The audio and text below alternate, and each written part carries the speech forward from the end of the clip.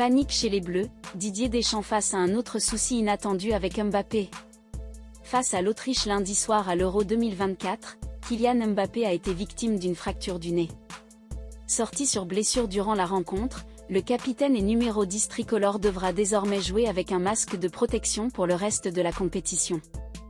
Mais ce n'est pas le seul problème auquel Didier Deschamps et son staff vont devoir faire face. C'est avec un visage ensanglanté que Kylian Mbappé a quitté la pelouse face à l'Autriche lundi soir lors de l'entrée en lice de l'équipe de France à l'Euro 2024. Selon l'expert médical, Michel Simès interrogé par RMC Sport, Kylian Mbappé risque d'avoir des difficultés respiratoires à son retour sur les terrains. Le problème, c'est surtout la respiration, car il y aura un gonflement à l'intérieur du nez, a confié le chirurgien ORL Michel Simès. Un avis partagé par le chirurgien plasticien Michael Benoît-Lide, quand on a une fracture, de l'eau s'accumule dans les muqueuses et donc on respire moins bien.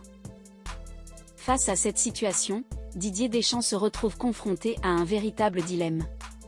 D'un côté, le sélectionneur souhaite évidemment récupérer son joueur clé le plus rapidement possible pour la suite de la compétition.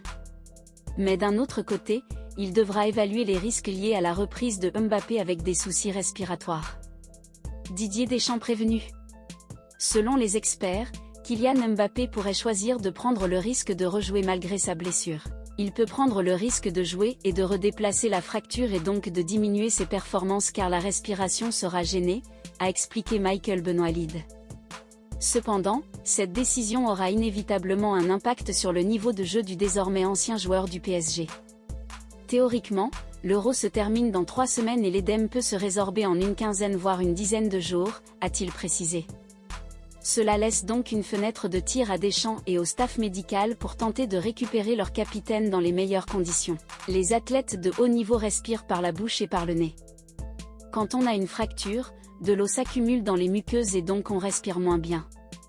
On peut faire diminuer l'édème de la cloison nasale avec des corticoïdes, mais il y aura forcément un impact sur la performance. Didier Deschamps devra prendre une décision cruciale dans les prochains jours. Doit-il prendre le risque de faire rejouer Mbappé malgré ses soucis respiratoires, en sachant que cela pourrait impacter ses performances, ou doit-il faire preuve de prudence et se priver de son joueur clé pour une partie de la compétition?